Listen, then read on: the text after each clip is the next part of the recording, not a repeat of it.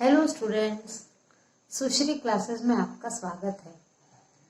आज हम class 11th के बिजनेस स्टडीज का नया चैप्टर लेकर आए हैं। आज हम चैप्टर 3 पढ़ेंगे। चैप्टर 3 है निजी, सार्वजनिक एवं भूमंडलीय उपक्रम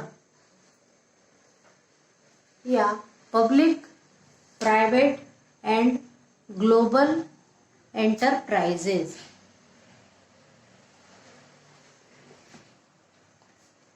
हमने पिछले पार्ट में व्यवसायिक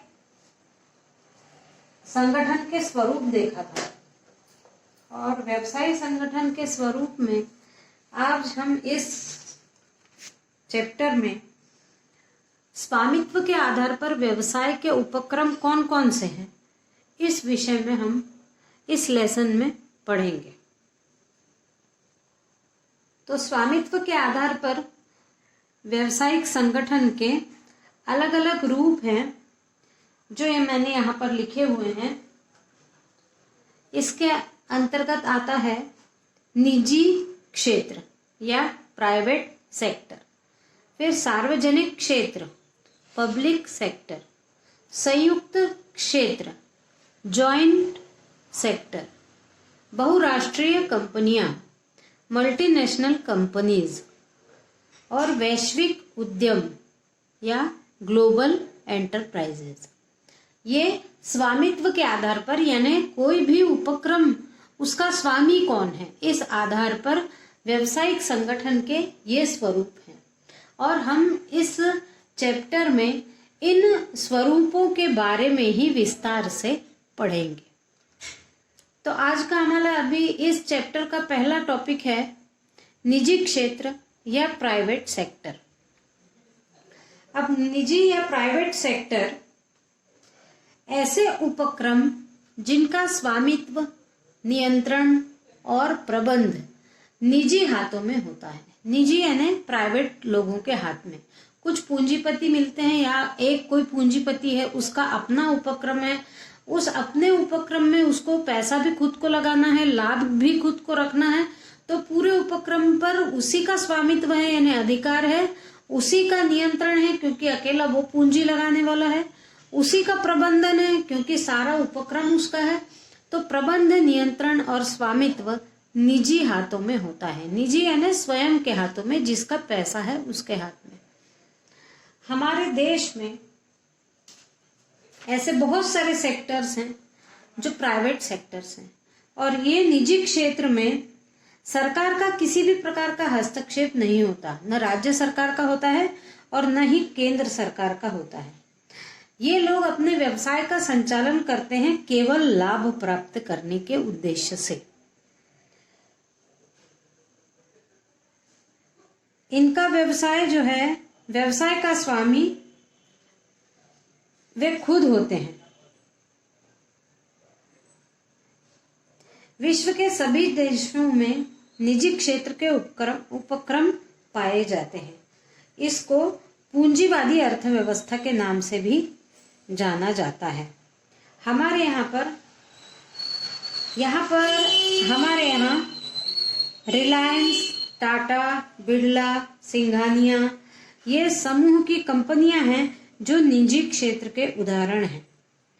भारत में शुद्ध घरेलू उत्पाद का 85% उत्पादन निजी क्षेत्रों के हाथ में है, निजी क्षेत्रों के द्वारा किया जाता है।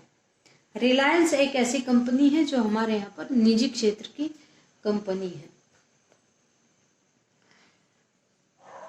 अब हम देखते हैं कि निजी क्षेत्र की परिभाषा क्या है। A.N. माल्या के द्वारा एक परिभाषा दी गई है कि निजी उपक्रम से आशय निजी स्वामित्व के में स्थापित ऐसे उपक्रम से है जो औद्योगिक एवं वाणिज्यिक क्रियाओं में लगे रहते हैं। यानी निजी क्षेत्र का उपक्रम वह कहलाता है जो उपक्रम उद्योगों में और वाणिज्यिक क्रियाओं में लगा रहता है, वह निजी स्वामित्व का ही होता है, इसलिए उसको निजी क्षेत्र कहा जाता है। अब हम देखते हैं निजी क्षेत्र की विशेषताएं क्या क्या है। तो सबसे पहली विशेषता है स्वामित्व। निजी क्षेत्र के उपक्रमों पर निजी व्यक्तियों का स्वामित्व, निजी व्यक्तियों का भी हो सकता है या निजी संस्थाओं का भी हो सकता है। कहीं कहीं तो किसी व्यक्ति का, अकेले एक व्यक्ति का उपक्रम हो सकता है, या कहीं कुछ पूंजीपति मिलकर उपक्रम शुरू करते हैं, तब वो संस्था कहलाएगी। तो ऐसे उपक्रम जो निजी व्यक्तियों के या संस्थाओं का स्वामित्व होता है, और इसमें अंश पूंजी भी उन्हीं व्यक्तियों के अधीन होती है, यानी जो शेयर कैपिटल होता है, शेयर में लगा हुआ पैसा होता है, वो भी उनके ही स्वामित्व का होता है। फिर अगला है प्रतियोगिता। निजी क्षेत्र में उद्योगपतियों के आपस में प्रतियोगिता पाई जाती है, जिसका लाभ उपभोक्ताओं को प्राप्त होता है। प्रतियोगिता, क्योंकि बाजार में क्या चल रहा है ये निजी क्षेत्र के लोग भी देखते हैं कि हमारा कौन सा सामान बाजार में बिकेगा। तो निजी क्षेत्र के व्यक्तियों में भी आपस में प्रतियोगिता होती है, किस प्रकार की वस्तुओं का निर्माण करके उसको किस प्रकार से बाजार में बेचा जाए। फिर है उद्देश्य। निजी क्षेत्र के उपक्रमों का उद्देश्य मात्र लाभ कमाना होता है। ये समाज सेवा पर ध्यान नहीं देते, इनको अपना लाभ कमाना केवल दिखता है। फिर है प्रबंध एवं नियंत्रण। निजी क्षेत्र के उपक्रमों का प्रबंध एवं नियंत्रण पूर्णतः निजी व्यक्तियों के हाथ में होता है। प्रबंध व नियंत्रण के संबंध में सरकार के हस्तक्षेप से ये मुक्त रहते हैं। सरकार इनमें कोई हस्तक्षेप नहीं करती। सारे उपक्रम का प्रबंध और नियंत्रण निजी व्यक्तियों के हाथ में ही होता है। फिर है उत्तराधिकार। निजी क्षेत्र में पारिवारिक उत्तराधिकार स्वतः ही प्राप्त हो जाता है। किसी व्यक्ति की मृत्यु होने के बाद उसका जो बच्चा है वो उत्तराधिकारी, अपने आप उत्तराधिकारी हो जाता है, और सब उसको व्यवसाय का पिता से पुत्र को प्राप्त हो जाता है। फिर है सरकारी नीतियां। तो सरकारी नीतियां निजी क्षेत्र के व्यक्तियों के लिए सरकारी नीतियों का पालन करना अनिवार्य नहीं है। नीतियों के पालन में इन्हें किसी प्रकार की छूट प्राप्त नहीं होती।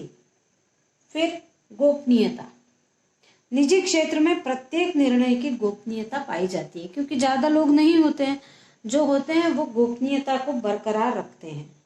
फिर है मितव्ययता। लाभ के प्रत्यक्ष जुड़ाव होने के कारण निजी क्षेत्र में प्रत्येक स्तर पर मितव्ययता का ध्यान रखा जाता है, क्योंकि सारा लाभ निजी व्यक्तियों को ही मिलना है।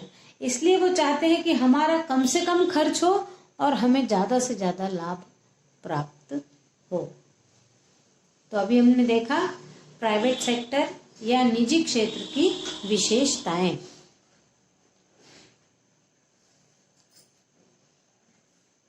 आज का वीडियो हम यही समाप्त करते हैं। Thank you.